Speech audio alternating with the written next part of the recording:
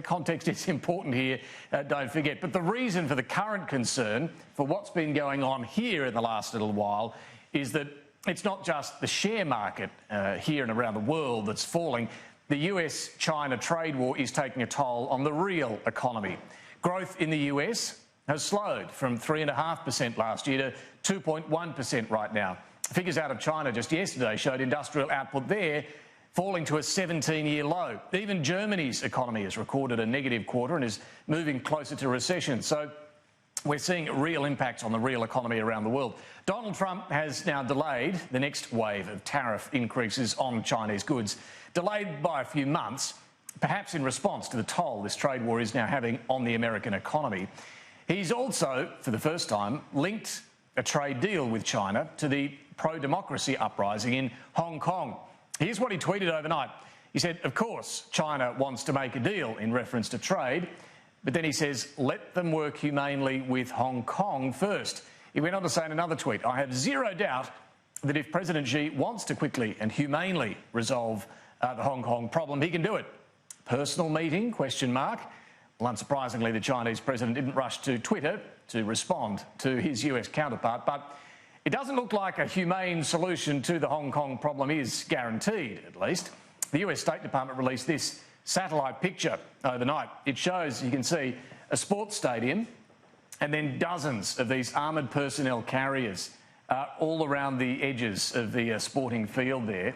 This is just down the road, Shenzhen, from Hong Kong. It neighbours Hong Kong, but on the mainland. Mainland forces, we know, have been, well, they've not been used in Hong Kong to date, but this is a very deliberate show of force. We know they have been building up there in Shenzhen over the last week. Chinese aren't exactly hiding this fact. A couple of days ago, the state-owned Global Times released this video, and it had some rather dramatic music with it as well. Armoured personnel carriers rolling into Shenzhen.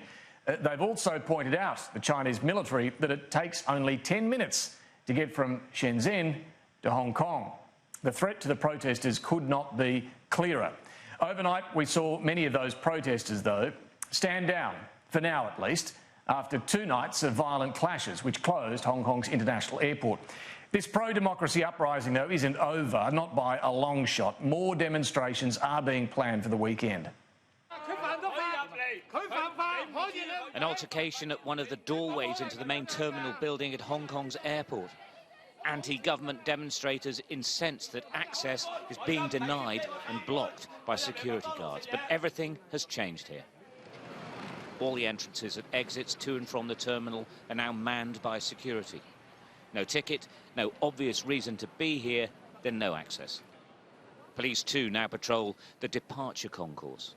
The airport has a temporary injunction stopping the sit-in and the closure of the airport, which brought delays, cancellations and ultimately chaos.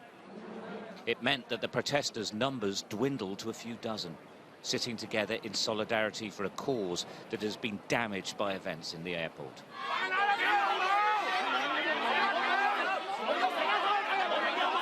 The mob mentality that led to 2 men being beaten up, cable-tied and abused for hours has shocked people in Hong Kong.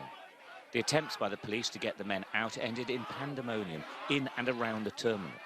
The police here are clearly furious. The Hong Kong police have always facilitated peaceful and orderly protests over the years.